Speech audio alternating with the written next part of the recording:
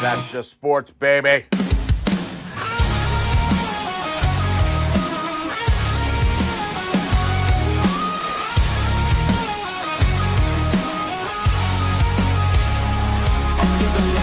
Crowd goes wild, strawberry ice bringing fire and style. Reds, Bengals, Bearcats, all in my zone. This is my stage, my mic, my throne. Boom, like a hammer, I'm breaking the game. Strawberry ice, you're gonna know my name. Sports Talk Thunder, hear the podcast roar. Cincy's line is kicking down the door. Step into the ring where the passion ignites. Talking sports all day and all night. From the field to the court to the roaring stands. Strawberry ice with the world in my hands. Boom, like a hammer, I'm breaking the game. Strawberry ice, you're gonna know my name. Sports Talk Thunder, hear the podcast roar. Cincy's line is kicking down the door.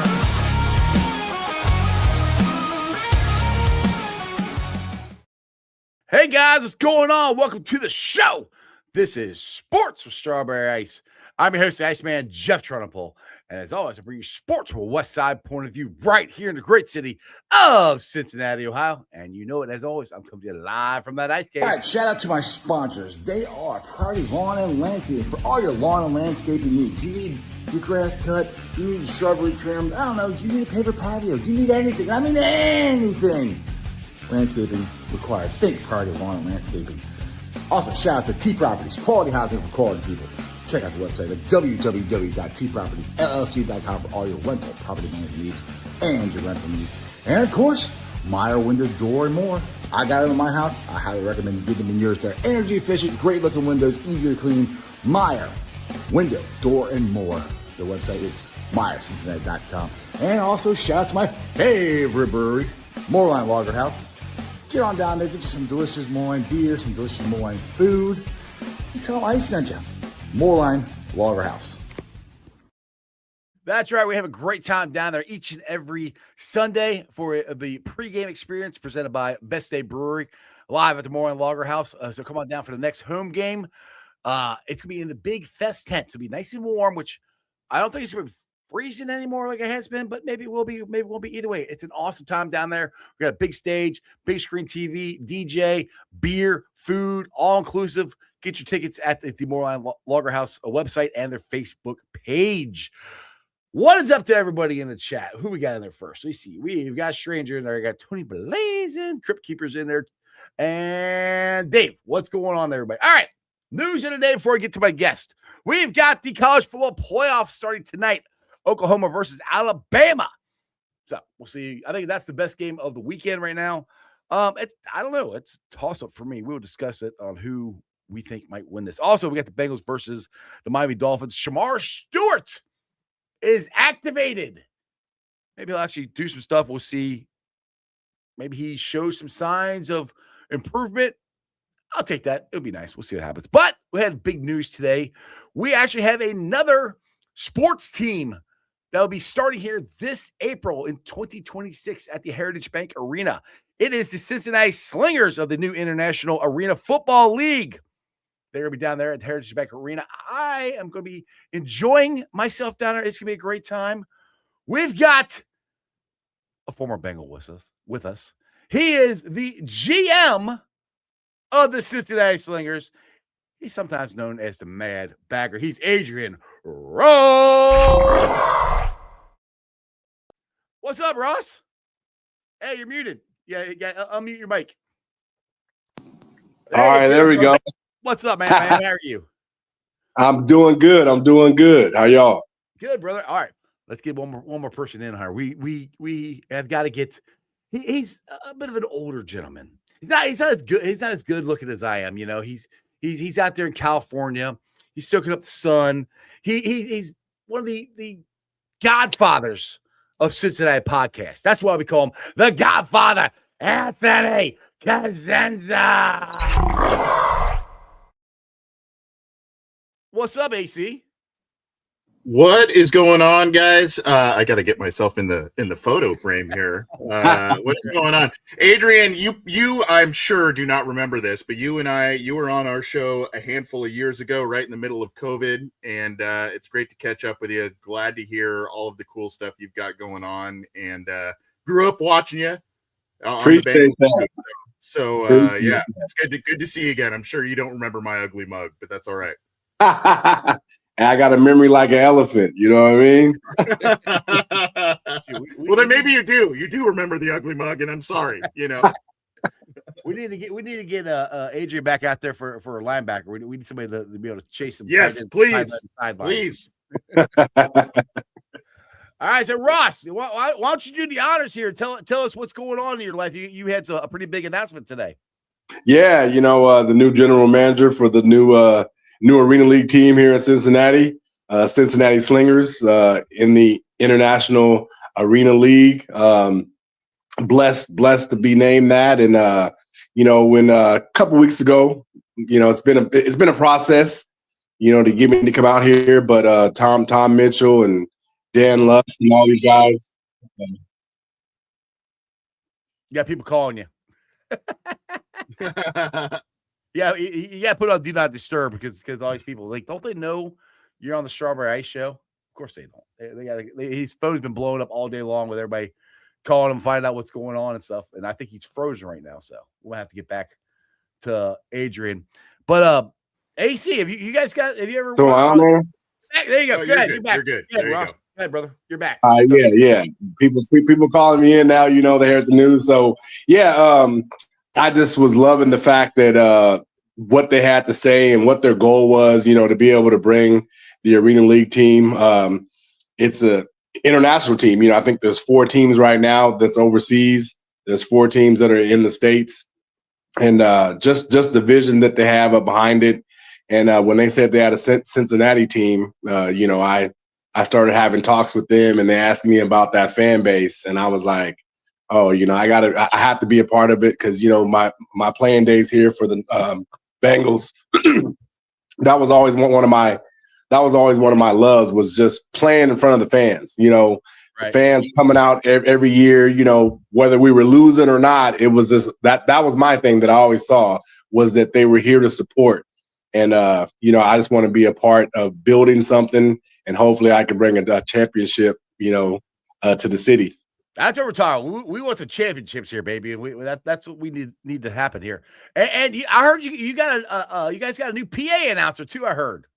Yeah. This guy, Strawberry Ice, you know what I mean? Something like that. Gonna be out there making it happen for us. Yeah, it's gonna be fun. I'll be the PA announcer for the team, all the home games, and hopefully I will not completely screw it up and have a blast doing it. But like I said, I appreciate you guys giving me the opportunity and stuff, and it's gonna be a blast. I can't wait to get this thing going. We're gonna start here in April. So you're starting a brand new franchise here. Like, where do you start? You guys got a draft? You call players up? You calling cheerleaders up? You got to get the cheerleaders set up. You got to get the mascots set up. I mean, what do you got? What do you got to do here? All that. Got the head coach. We've been talking to a couple of coaches, and so we're trying to finalize that. Obviously, you got to get the coach, and then you got to come with the quarterback. So here in the next couple of weeks, we'll be coming on, making some big announcements. So next up, we have the head coach and then the quarterback coming. And then, just like you said, cheerleaders, you always got to have the cheerleaders. I mean, that's what this game is about right here, is like the interaction with the fans, having a great, family fun, exciting night, being able to, after the game, go onto the field, and interact with the players. During the game, the coaches, if you guys get the seats up close enough, you're going to end up knowing the coach, because you're going to be right there next to him. So it's just a family, fun, festive affair. Yeah, AC, have you ever been to an arena football team? We used to have an Arena League team out here, and it's hella fun. I mean, arena football is way fun. Adrian, I say this because I asked this because not only am I curious, but also a little tongue-in-cheek, because Cincinnati football is not used to having a general manager. So can you maybe just talk about what your duties are as a general manager of a football team. Oh yeah, definitely. Obviously from overseeing the coach all the way to the players, working with the coach, I should say, working with the coach, to bring the talent in as well as the facilities, the sponsors, all the way to the nights of performance, getting the PA, getting the PA announcer right here, just basically managing the whole team, and making sure the processes go well, and being very familiar with Cincinnati. That was obviously a big win and a great marriage that we had with me coming to the Slingers. Well, congratulations. Yeah, I think it's all now. I know my boy Ronnie wanted to know, Harold, how did Cincinnati get this arena team? Because I know it's international, so it's a completely different kind of league than anything we've ever had before. So there should be a couple teams here in the States and a couple teams over in Europe. Is that's kind of how it's going, Ross? Yeah. The other states teams are Vegas, Phoenix, Salt Lake City, and then you have us. You have Cincinnati. And obviously, just like I said before, based off the fan base. This is a football rich market. There's a lot of local talent. It's some good football that's played out this way. So that's going to be one of my goals too, is to try to find some homegrown talent that's around here that wants to play. And but that's why Cincinnati was definitely a market. Is definitely from the fan base that's here. Awesome. So with that being said, you be the general manager here. We got a lot of people in the comments here saying, you got this job, then you move up and you be the Bengals GM. Well, I might vote for that. Hey, I got love for my Bengals, obviously. I've seen the Browns over there in my agent days, when I'd be out scouting talent and looking for players to sign, into them at the Senior Bowl and the Combine, for many years. But that would definitely be something. And we're hearing a lot of talks over there right now with, general manager or lack thereof. Exactly. But I got somebody down below here. He's a pretty good evaluator of talent. So Dale down here, he might be able to help you out to try to get some local scouting here, because he's got his own Project Game Day draft guide that he does a pretty good job of. By the way, Dale Ross Dale. Yeah, what's up, Dale? Nice to meet you. Nice to meet you too. Dale's jacket looks like Adrian's hair back in the day when remember when you dyed it? Yeah. It's like we have two total versions here. AC's in a tank top, and Dale looks like he's in Antarctica. Bro, I got 3 layers here in the garage. Like, I am shivering and cold, and I am layered up right now down here. Way to be, boy. Ross got here from Texas, and I'm like, dude, when'd you get here? Because it was freezing. But you were in an interesting city this weekend. I was talking to you earlier today, to honoring a hated a Steeler by Bengals fans. I would just put it that way, because I'm not going to reiterate what I said on the phone to you, but you were going there in Pittsburgh and checking out some guy named Joey Porter, right? Yeah. One of my old teammates, man, my brother Joey Porter, was inducted into their Hall of Honor. So congrats to him. And I think he went in with Roethlisberger and Pouncey. So me and Joey were college teammates. So that was a long time coming for him. So it's been real good now to live and to see some of the greats that I played with get their kudos. Corey. We were all able to see that with CD getting into the Bengals last year. Mm-hmm. Now I'm seeing Joey get in. Way overdue for both of those guys, and hopefully the next thing for both of them is the Hall of Fame. Those were two very, very talented guys, very, very special guys for their for the positions that they played. Not too many guys like Joey Porter, like a Corey Dillon, at their position. the size and speed of a Corey Dillon and the toughness and, the size and speed of a Joey Porter and the versatility, to be able to come off the edge, to be able to get, to play the stand-up backer and nickel and dime and to get picks, and so I'm really happy for those guys. Yeah, I think it's crazy that Corey hasn't gotten in the Hall of Fame yet. I still don't understand that. We're all working here hard to try to get that done. It sounds like Ken Anderson is getting closer, but AC, do you know they won't announce him until Super Bowl, right? If he does it, even if it is for the I think it's around that time, and obviously there's the pool of senior candidates.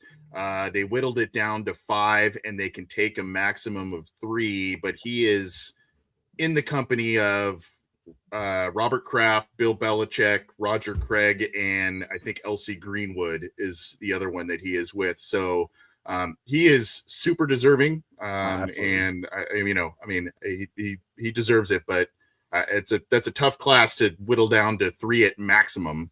So if I had my vote, just personally, I would say Belichick, Ken Anderson, and Elsie Greenwood. But and it's no disrespect to Mr. Kraft or Roger Craig, because Roger Craig was a hell of a running back in his day too. But that's where my 3 would go if they're going to cap it. I would put it that way too, and then hopefully we'll get another one of Ross's former teammates in there, Willie Anderson. We know how close, how close he's getting in, or do any word on that? Anybody have a feel about that? How close Big Willie is to getting in this year? Crickets. Wow. Nothing. Hey, he ain't getting in. He deserves it. I actually would love to hear from Adrian on this, because Adrian played with him, and the problem that Willie faced not only was some struggling Bengals teams, but all the Pro Bowls at that time went to left tackle, and it wasn't the right tackle. Willie was one of the best in the game during his entire tenure, and he's another guy that is deserving, and he's in a slate with all kinds of other players that are very deserving as well. It's just, you got to put his name out there. I think the Ring of Honor does that. But Adrian, I know you played with Willie for a long time. Hell of a football player. Oh yeah, hell of a football player. Trying to, those days trying to go around him on one-on-one pass rush. I learned I had to get some new moves. I'm like, these old moves I was using against everybody else wasn't working against Willie. But yeah, solid player, man, for years, Willie. And, I think that it's just what we've been seeing. I mean, with just the Bengals in itself, in terms of, former Bengal players going backwards with how TV was, with how media was. Hell, I played 6 years and wasn't on a Monday night. I never played Monday Night Football. We're sorry. Right? We can't play for the Bengals. We're sorry. So that's, I think that obviously plays a big part in terms of, the people out there seeing you and actually knowing what you really did. And, we've had a lot of talented players here, a lot of greats. And this is a lot more, there's many more guys that are hyped, like just not to get off of him, but just real quick, in terms of like Chad Johnson, like, would you guys say Chad Johnson is better than Dez Bryant? Yes. Right? Mm-hmm. I would. Easily. Yeah. And then, but you go backward and you look during that time, because the Cowboys throwing up the X and Dez Bryant and all this, and I'm like, what's all this Dez Bryant talk? But he's on the Cowboys, and I think that's a part of what affects Corey, what affects Willie, and what affects the guys on the Bengals is, is just playing for the Bengals. And a lot of it was, the nation didn't see us a lot. Me as one of the hardest hitters ever, like my hits, it doesn't get, I'm not known for hitting, or when they show those highlights, there's not anything. You should be. You sent me a couple of videos. I'm like, damn, I forgot how hard of a hitter you were. laid the wood to some people. All right, Dale. So what's your thoughts on this whole Willie Anderson? And we talked about this before, the bias against the Bengals, just like Adrian just said, Chad Johnson, Dez Bryant. Dez Bryant got more pub because he's a Cowboy. Willie should be in there. AC should be in there. Corey should be in there. I mean, what's your thoughts on all this? Yeah, I mean, Willie, the best right tackle in football. You can make the argument right now, Lane Johnson, who's still playing for Philadelphia. But prior to that was Willie Anderson. I mean, a consummate pro, just the man. And everybody that went against him knew how good he was. He has some accolades, doesn't have all the accolades he should because, as AC mentioned, the bias for left tackles then. Now I feel like if he was playing now, these past 15 years, he would easily be a Hall of Famer. He deserves it. It's long overdue. Same thing with Ken Anderson. But if you don't mind, I want to ask Adrian, like, the mindset of an undrafted player coming into the league, like, what was your mindset going undrafted? Like, were you upset or were you like, no, it's time to work? And, now that you're doing the arena football thing, like, hey, there maybe some of these guys, hey, this is still an opportunity for you to show yourself. Oh, yeah, definitely. I mean, to answer your question, I was both. I was upset, and it was a different upset. It was an upset of things I didn't change because growing up, everyone raises you up, and they're like a team player, a team player, a team player. So I felt I was a team player, and I wanted to do what was best for the team. And it actually worked in terms of college. We were 11-2 with Colorado State. Best record in school history ever. But I played defensive end. Right. And I was really a linebacker. And not just a linebacker, but I'm really a middle linebacker. Right. So because I did well at defensive end, I think that's what affected me in coming into the NFL was they labeled me back then a tweener. He's a tweener. Remember, it was a tweener back then? Yep. Now I look up and they call it edge. He's an edge rusher. I'm like, what happened to that?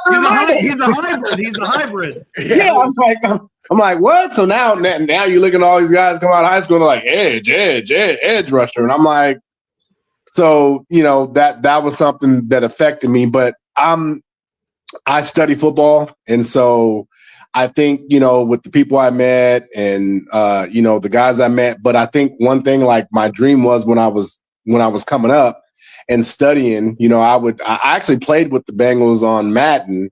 I'd play with Icky and, what was it? What was 21's name? Was it Brooks? Brooks was the running back. McGee and I would just, people would be like, the Bengals? And I'm like, yeah, like I'm killing y'all with the Bengals, and it was just because I'd always try to pick a team that people didn't play with. I never thought that I would go, and play for the Bengals. But a lot of guys were coming out of CU going to Pittsburgh. And I remember seeing this defense, and I was like, did I just see a linebacker that was lined up at the defensive line position and drop back? And so I looked and I saw that the defensive coordinator was Dick LeBeau. And so I kept, saying, oh, this 3-4 defense and this zone blitz. And I was studying it. So the draft goes through, like you said, I'm pissed I didn't get drafted. And Jacksonville Jaguars are calling and the Bengals are calling. And Jacksonville kind of hit me with, yeah, we think you can play middle linebacker for us. Well, now they actually saw me as a middle linebacker. And then the Bengals were like, yeah, we see you playing all the linebacker spots. I'm like, yeah, that's me. I'm pretty versatile. So they see what I can do. And I'm like, who's y'all's D coordinator? And they're like, Dick LeBeau. Uh-huh. And that's all it was for me. It couldn't have gone any better. Right. It was like, that's who I've been looking at. That's the defense I want to go to. And it's like, what? Like everything I've been looking at the last few years, all the way to when we went to the Holiday Bowl in 95 in San Diego. We're down there and we saw the Steelers in the mall. I guess they were playing the Chargers. And I remember seeing Levon Kirkland. And I was like, damn. I'm like, that's a linebacker? And then I remember that big tight end they had. I think it was Eric Green. Yeah. Huge tight end. Uh-huh. Yep. So I just knew, I'm like, well, I got a couple more years. I got to get a little bit bigger. But, it's been full circle. I saw Levon Kirkland up there at Joey's thing, and then here at Cincinnati, one year when Brian Simmons got hurt, I was able to play the buck. I was able to play the middle. That's where a lot of my knockout hits came from. And so it was how it happened. I wish it would have happened another way monetarily, but it still happened a good way where it's very memorable and very satisfying for me. You brought up Dick LeBeau here. So, what was it like playing for Dick LeBeau, one of the greatest defensive coordinators ever? Yeah, it was awesome. I mean, especially for me thinking that I knew football and getting here and going, whoo, this thing is moving fast, boys. It was like that left and right and but it was when I got the system, when it finally clicked, I was like, oh yeah, this is a defense, and it's very unique and different than anything else, and so what I see now at the lower levels, you see in a lot of 3-man fronts, but it takes that coordinator to be able to coordinate, like it takes the play calling, it takes the players. When I tore my knee, in week 15 in 03 against the Rams, but we only had one more game left against Cleveland. I'm the ultimate run stopper. Like no one's running the ball my way generally.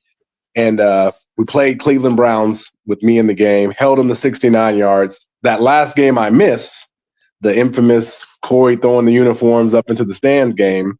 Yep. Cleveland ran for 269 yards without me on the field. Was it William Green, right? Is that who it was? It was Suggs. Oh, Suggs. Lee Suggs. Yeah, Lee Suggs. Mate Lee Suggs, and even then it wasn't nothing. It was almost like, oh, like why did he run because I wasn't on the field, right? And like that was never said. They didn't want to bring me back the next year, and they struggled for years to stop the run. They still have. I don't think they fixed it yet. Yeah, so and that's those were things that happen. Now that was the first year at Marvin, and whatever they didn't, whatever happened with that. But with LeBeau, I think he did a great job of identifying every player's talent, and then he maximized his play calling to fit the player's talent. So where I was going when I tore my knee and then the Bengals cut me, I went to Pittsburgh, and LeBeau was at Pittsburgh, right?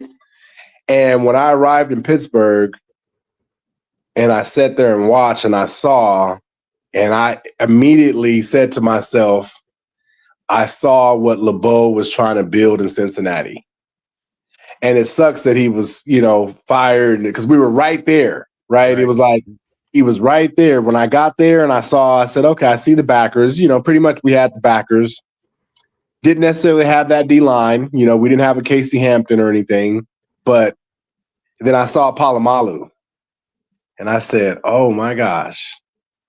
I see what he was trying to build. And we were that close to building it here in Cincinnati. And, 04, I think they lost to New England. And then they went and won it the next year. But LeBeau was just so awesome in dialing up defenses, man. It's like to this day I can't even believe it being older, because you start to overstand a lot more things when you're done than when you were there. Right. Yeah. Good. Sorry. Do you mind if I just ask a question? Because Adrian provided a nice segue. Obviously, there's a lot of talk about potential change, head coaching or otherwise, with the Bengals this year. I'm sure you've heard a bit of those rumors. I guess I know, obviously, you spent the 1 year with Marvin, and I asked you this the last time, since you vividly remember speaking with me a handful of years ago. That's you remember yeah. No, just organizationally, I know you have an immense respect for Dick LeBeau, but when Marvin came in, the changes you saw in a short period of time that a guy like that comes in, what did you see, I guess? Because there may be, I don't know, there may or may not be similar changes with the Bengals this year. So, I mean, what does that do to a team that hadn't been winning? You mentioned you hadn't played on Monday night. Like, what what was the energy he brought to the team that was really close to making the playoffs that first year? Right. Yeah. If I wouldn't have got hurt, we were going to playoffs because nobody's running for no 200 yards when I'm on the field. Uh-huh. No, it's your fault, Ross. It is, man. And we would have went 8-8. We would have went 8-8, man. But it was weird because you had a whole entire new staff, and so everybody was on pins and needles, and I don't think that I was able to get the full Marvin Lewis that became the Marvin Lewis over the years, right? Because I think he did what he needed to do coming in here year one. So I was a year one guy for Marvin, and he was another coordinator that different than LeBeau, because LeBeau was the coordinator, then the head coach. Marvin came in defensive mind head coach.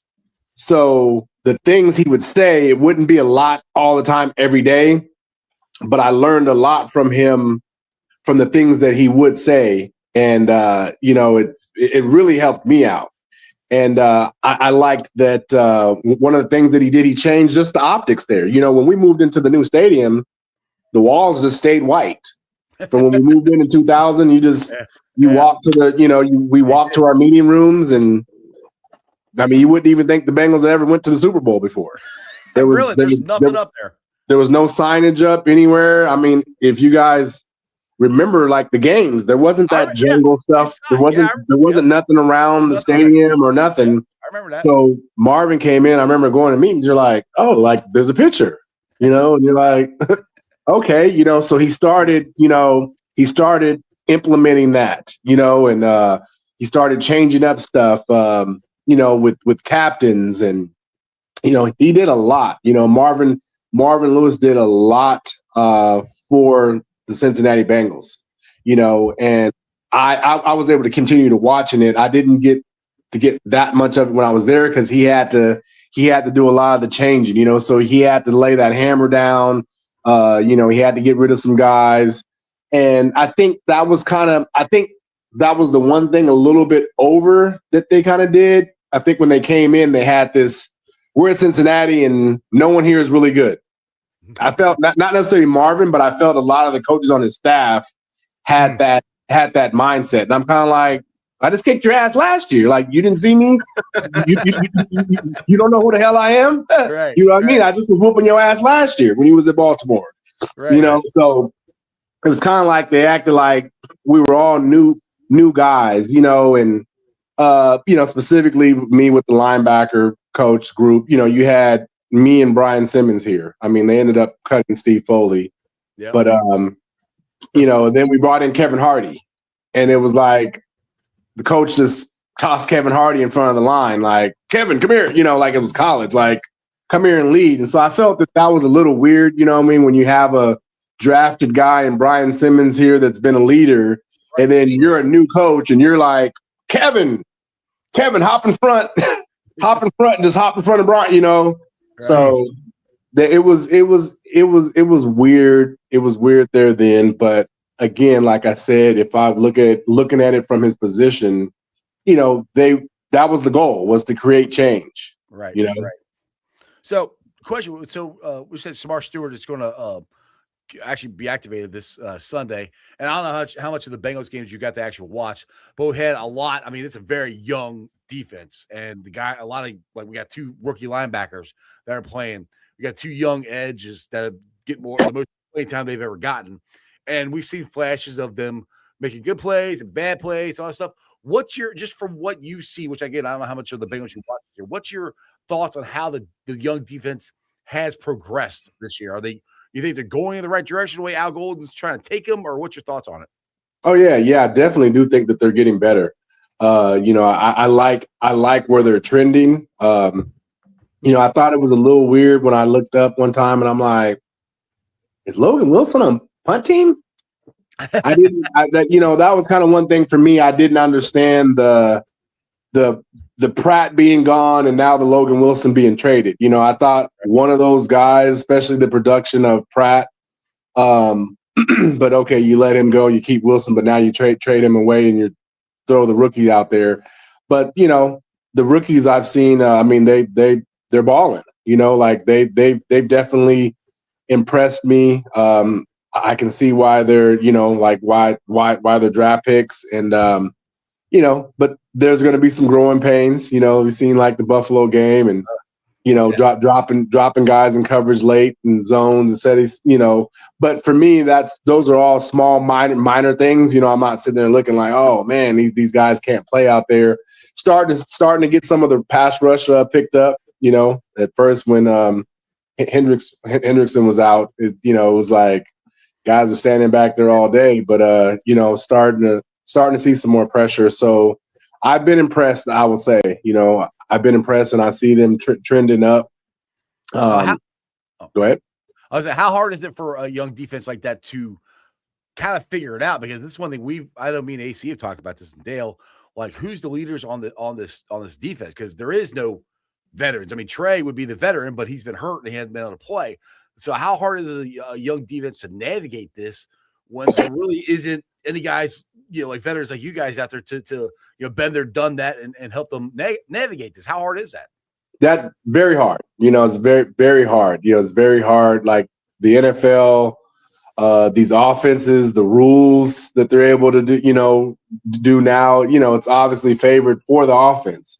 So it's really tough to just, leave college and then just come over to like the National Football League and then be thrust out there. And then just as you said, where's the leadership at? Mm-hmm. And so it's tough to try to be a young leader, right? Because you're trying to delete the computer that you've been learning from college, right? Because you have all these plays in your head from all these other years. Now you're inputting into your new computer this new data, and at the same time you still have that old cache and data still in there up in the other one that you're just trying to get for yourself. Now, how are you gonna lead and tell this other guy and tell that and talk to the coach? Go to the press conference. He's got the green dot too. So Knight's got to be calling the plays too. That's another thing he's got going in his brain too. It's a lot, like they're always talking about the quarterbacks and they're never saying that for the linebacker, especially the green dot, that's a lot to have all that communication to get it to the other 10 guys. And then within yourself, to listen and hear the quarterback signals and to look at the running back and to get all these other cues, it takes a lot, and then you have, who are the coaches? Are the coaches there giving them the little nuggets that they need to get there? Mm-hmm, mm-hmm. Got it. You got something off of that? Toughest guy to tackle. I know you kind of saw a little bit of everything with, Cleveland coming back in 99 and whatnot, but, old AFC Central guys, Jerome Bettis, Eddie George, you probably saw Fred Taylor a few times as well. I don't have that in front of me, but I mean, guys you went up against regularly, who was, you're a great run stopper. Who was the toughest guy to get to the ground, especially on, 1v1 type situations? Besides Corey Dillon. Some of those. Besides Corey Dillon. Yeah. For me, it was obviously just like you mentioned, it was a division. We had big backs, and yep. For me, it's like a lot of the guys and a lot of the people out there, you always think it's the big back, right? But for me, I was a big linebacker. So to me, the big backs were easier for me. For me, the hard guys was like the Warwick Dunns, like Warwick Dunn, and the smaller guys, was it Charlie Gardner for the Raiders? It's the little shifty quick guys, because I'm coming to knock you out. And those guys are like no, or I'm going to get down on the ground. Whereas the Bettises and the Fred Taylors and them, they're used to running people over. So they're like, come on. And I'm like, nah, you're not winning this one, But it was always the smaller guys for me. And I would say, Barry Sanders, probably best football player ever, but he's number one, by far. As the first, I think that was my rookie year, and James Francis was out there, and He's spun James Francis around, and they're like, "Go in there for James," and I'm like, Nope. "Me?" Like, first time I didn't want to go in the game. I'm like, "No, you sure? Like, just go ahead and let him." I'm Go good. ahead. I'm never here. I'm just Yeah, I'm not trying to tear my knee out early, but Barry was something else. But I'm trying to think. We didn't have a lot of small guys we went up against, so maybe that was it too. But I would just say those smaller guys. Not that I wouldn't get them down, but I couldn't get a solid hit on them. Right. Right. Because they just knew how to get down. Yep. All right, I got a couple questions here for you. Paul Basteau, do you think Trey will be back here next year? Oh, you asking me? Yeah, Ross. Yeah, sorry. Woo! From what it looks like this year, I'd say no. Yeah, I think he's walking after this. I think that ship has sailed. I think they thoroughly screwed that up, or however you want to put it. I think the bridge is burned. And then we got another one here. Again, I don't know how much you watch of. I'm sure you watch football, but I mean, Agent, if you're the Bengals GM, who are you taking in the first round of the draft? We're probably a draft right now. We're drafted 9th or 10th. I mean, we still got 3 games left, but that's where we'll be if the draft was today. See, I've been watching pro. I haven't watched too much college, but I mean, it has to be a lineman.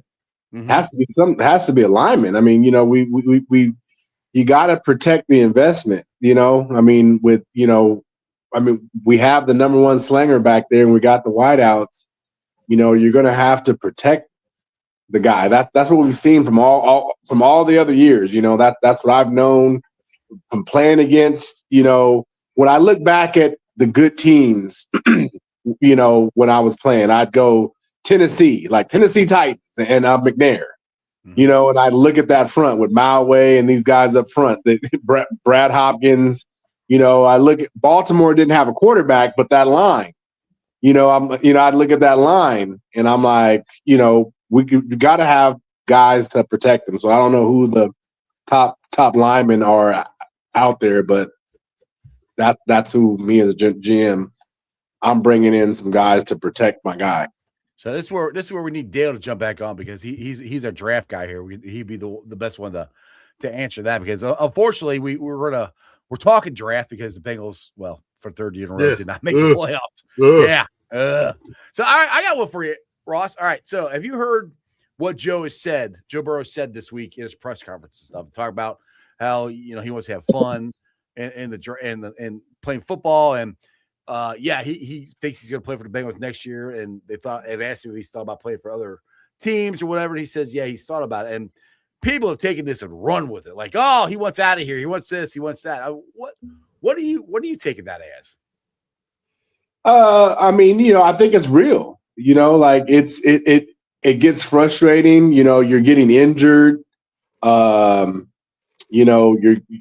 getting hit. You're losing. It's cold. It's cold. I feel that. It's not, especially someone like, when I saw him play in college and I saw how he moved the chains. Mm-hmm. I love a quarterback that just finds a way and can move the chains. And I'm like, that guy's a winner, right? So it's tough when you get to another level and you're not winning, right? And not only are you not winning, but it's almost like you play and you're known this good, and then he wears it on his chest. I think that he knows how good he is, and those are guys that you want to be the leaders of your team. And we've seen him do it. So I mean, it's called frustration. Mm-hmm. Yep. And I think he's the guy that can say what he needs to say and say what he wants to say, and these are real things. As a lot of people got on our guy Corey for saying stuff. Carson Palmer said things, right? Like, these are all very talented men, and they end up coming to that conclusion. So it's nothing that we haven't seen before. Exactly. All right, Dale, you're back on here now. That they're asking here, ask Ross here, and I'll ask you.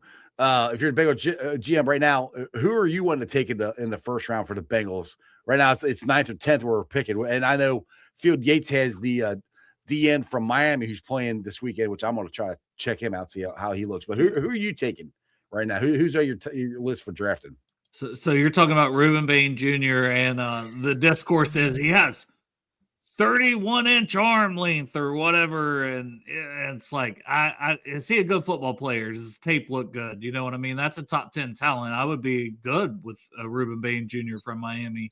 But for me, I like Peter Woods from Clemson, and everybody wants to be like, well, he don't have the production. He had 2 sacks this season. I'm like, you realize D tackles don't have the same production as edge rushers, like, you know, they just don't. Like, the best defensive tackles have 5-6 sacks, and that's based on the guys around them and everything that's going on with their team. It's not really just that player's performance. If you watch him, watch how he moves, watch his feet, and his pressure rate is always super high. So I like Peter Woods, D tackle. I think would help this team tremendously. It's something that the Bengals have been missing on the interior defensive line. I think that when you got that pass rush in the interior, it frees up your edge rushers, it frees up your linebackers, your blitzes, it frees up everything. Yeah. And then Caleb Downs is like the safety talk. That's who I want. That's who I want. I want Caleb Downs.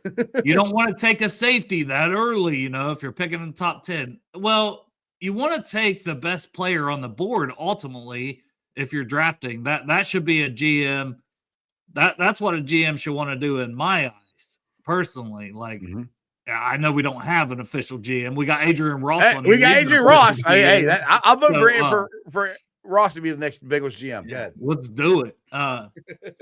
But, you know, Caleb Downs, like, he's just a difference maker. Like, you can say coach on the field. It's not just something you say. It's something he's earned.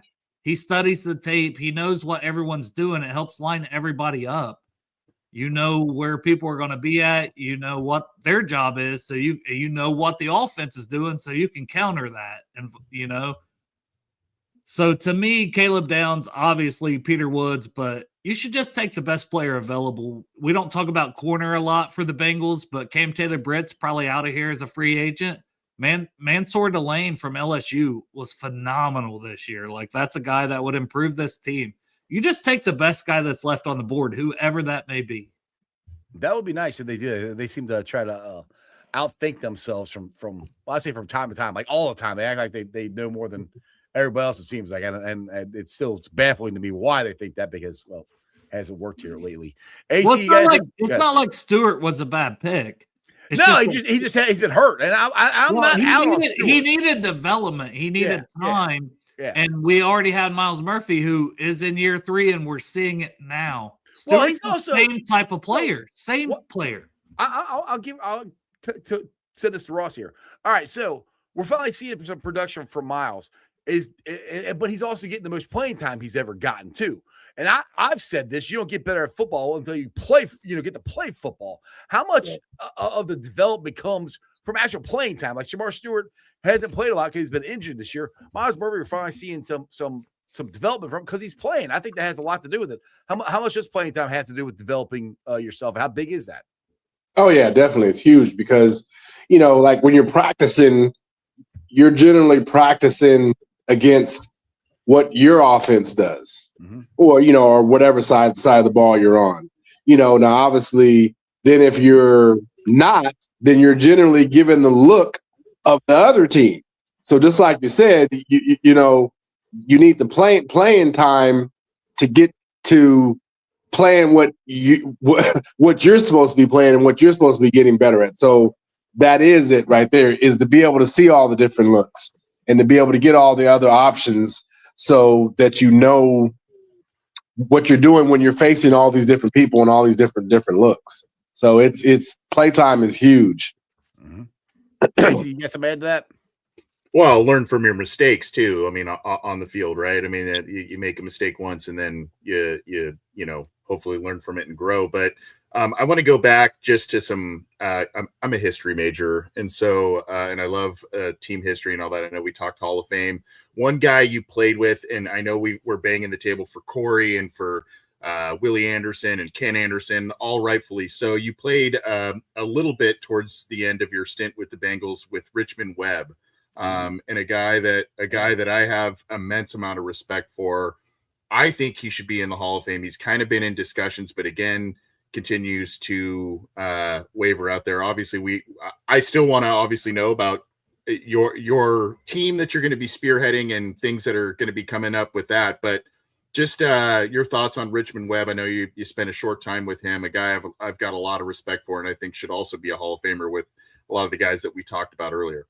Yeah, I agree with that as well. I mean, all the way back to the Dolphins, man. Like Richmond Webb, just like you said, solid man.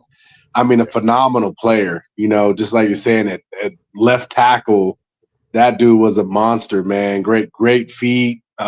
Just a technician. I forgot about Richmond Webb, man. He played so long. Yep. He played so long that we were fortunate enough to get him out here. I don't know how long he was with us, but I think 2 years maybe. That's all I thought it was his last 2 years. Yeah.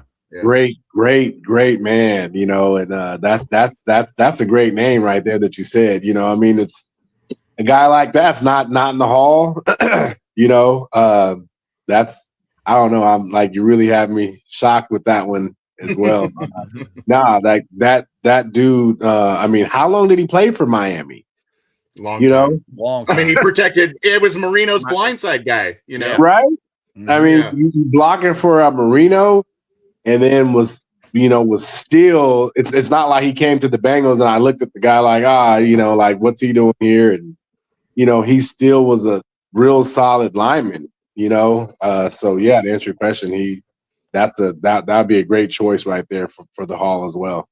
All right, so I got another history question here for you. You've probably been asked this question before, but did Chad Johnson really live in the stadium his rookie year? Yeah, he was sleeping down there. he was sleeping in there sometimes. How much McDonald's bags did you find laying around there? That dude always had that stuff, man. Chad.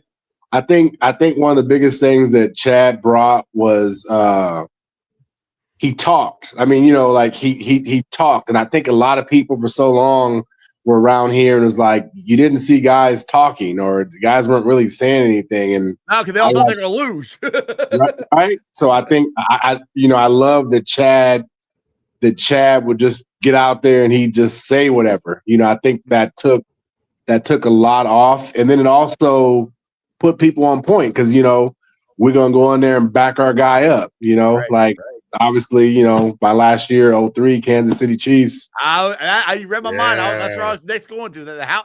How much fun was that game? How much pressure was on you guys to back your boy up on that? Oh yeah, I mean, I don't think it was like he said it, and kind of like I said, guys were still kind of like, "Hey, he said something. Like, why are you saying it?" But hey, what are you doing, Chad? But hey, he said it. Like, what's up? And that's another game for your boy right there. Priest Holmes. We shut that run game down. Will Shields. All that. And we won that game. It's just, it was weird playing teams like that. We played Seattle that year, shut them down, and then they go to a Super Bowl. 2 years later? Yeah, but Sean Alexander, the running back then. Yeah, just like I told you, man. If I was on the field, it was shut down city, man. Dude, Ross, I'm telling you, we need you now. Come back and get yourself. I know you got the GM thing, but just come back to the Bengals, man. We need you back now. Well, speaking of Cincinnati Slingers, so are you going to be part of the design the uniforms, the uniform party out there? I know people are always on Uni Watch. Hey, we're part. People are always on it, so I already asked you today. I have to be. So I'm gonna have my hands all over that. Anything that I can do. But just like you said, that's a big part of it. I tried to be a part of the uniform game when I was at the Bengals. It took forever to have the black on black. But I think when we came out against my favorite, we came out against Denver against those and those, and I brought that up 2 years prior. I still want the Bengals to come with the metallic orange helmet. Ooh, that'd be nice. I like that. bring the shiny orange out. So I got to have some meetings over there now. I'm back in town. There you Got to go. go. Got to Hey, go.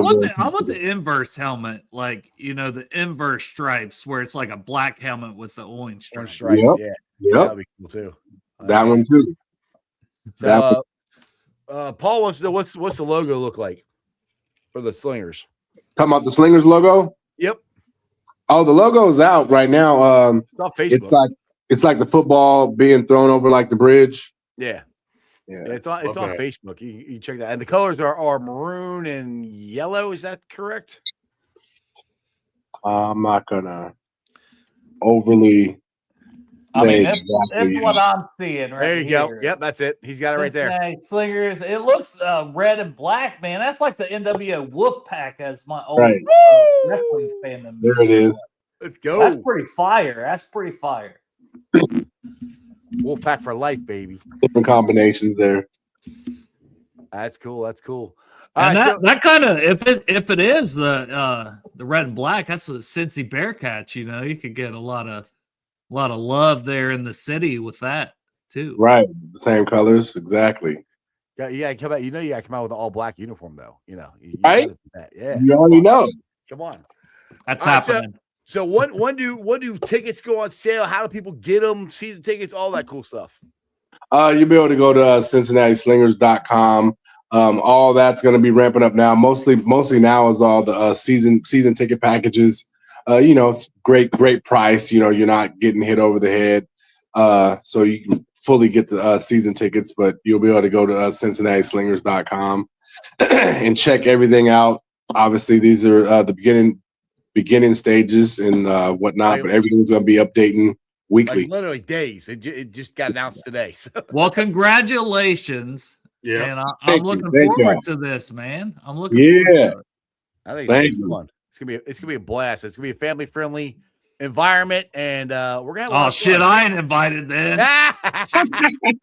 Well, we'll have to have a Rumdale night, and Dale just shows up. Yeah, Rumdale night. There you go. Yeah, Rumdale night once a year. Hey, Adrian, I got a quick one for you. If Mike Brown well, if he calls somebody husky, is that a compliment or is that a slight?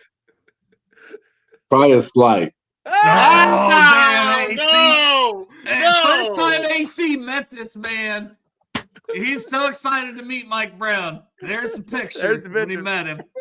And he's like, well, you're kind of husky. Probably wasn't a slight to you. He probably was. It's slight. He probably was like, he probably looked at it then. Okay, I thought you were saying he was saying it to a player, so he probably meant, like you could probably play or something. Yeah, see, that's what he was saying. He thought you were a player. See, that's it. Yeah, you never know with that guy. You never know with that. There's I thought backhanded compliments and I don't know. Oh goodness. All right, Ross, man, I'm gonna let you out of here. About anything you want to plug before I let you go? I know we got other shows. I'm gonna have you back on here. Yeah. Nah, we will be back on here. It's good talking. Let's see if we can get a win this weekend. Something. That would be nice. They'll make my Monday show a lot more fun if we win. Hey, it's a win either way. You get better draft position if you lose. Just saying. I'm a draft guy. I hear that. I like to win. I want to win. I know. I'm watching the game. I'm rooting for a win. Yeah, I want to win. All right, Ross. Hey, you take it easy, brother. I'll talk to you later, man. All right, appreciate y'all. Y'all have a good one. Happy holidays. You too, bro. You too. Happy holidays. All right. All right, boys. So, any parting words before we get on out of here? What do you got, AC? That was awesome. Yeah, that was Ross awesome. Is cool. Yeah, that was awesome, and a guy that I vividly remember watching and rooted for, and that was awesome. Thanks for letting me be a part of it, man. Hey, thanks for joining. Dude, like I said, I didn't mean to usurp. I had to ask the Husky question. I had to interview. If you were, one of us is going to ask. So don't worry about it. No, but I mean, Friday show and Monday show are my two favorite shows to do. So I enjoy you guys coming on here. But I wish it was summertime doing these Friday shows. It is so. where it got down so low, like it got up to 50 the last couple of days. I come down the garage the other day and I'm like, He's like, yeah, I know. Yeah. Poor Chop said, oh, the difference in these two Cincy Jungle Riders, like garages, yeah. garages are unbelievable. Oh man. All right, boys. I'm gonna get out of here. We're gonna go head over to my son's house and hang out with the grandson. Oklahoma, Alabama, college football. That's our college football talk. Oklahoma beat Alabama previously. I think it'll be another very boring game. You do? Both quarterbacks are kind of mediocre. Well, this could be they big don't have running Alabama. games, but Oklahoma has great defense, and I think Alabama could have something for him. And we'll see what Ryan Williams shows up at wide receiver for Alabama. You don't think Alabama's quarterback can have it? Because this could be a big game for him to decide if he's going to go play or not. Or go. Yeah, he needs to. He needs to. Yeah, exactly. I know we said college football. We didn't really talk college football. Hey, I just gave it to you right there. There you go. That's the game for tonight. There you go. I know. So who you picking again? I went with Oklahoma because they're at home. Yeah. And they won before, but I feel like it's going to be a game that's going to be tight. It could be like 17-13 in the fourth quarter. And it's like one interception could turn the game for either team. Yep. So the question is, if Alabama loses, does the voice go to Michigan? Oh, Michigan. The coach. Good Lord. The coach for Alabama. You don't think he leaves to go to Michigan? I don't think anybody wants to go willingly to Michigan right now. With right. Yeah. If you're a Michigan man, and no offense to Drew Garrison, because he's a Michigan man, but a Michigan man don't mean very good things anymore. Like it just means cheating and lying and threatening to kill people. They do some wild shit in Michigan. There's wild stuff. I will say that. All right, so you got Oklahoma winning. AC, who you got, Alabama or Oklahoma? Don't have a dog in the fight. Want to see a good game. I'm kind of with Dale. I don't think it's going to be a barn, a score fest, that sort of thing. I do think it's, the one turnover game type of thing. So I'm kind of leaning a little Alabama, but I feel like both teams are pretty good, but I don't know that either are going to advance all the way regardless. Yeah, not really contenders. Yeah. It's just going to be a high profile game with two high profile programs, and I think it's the best game of the weekend, though. Be honest, it really is. I don't know. Tomorrow at noon, Texas A&M and Miami. I think I think Texas A&M is going to smoke Miami. They're at home. They usually have a pretty good home field advantage. But Miami has dogs in the trenches. Yeah, but they've had dogs who have sucked too. Messidor.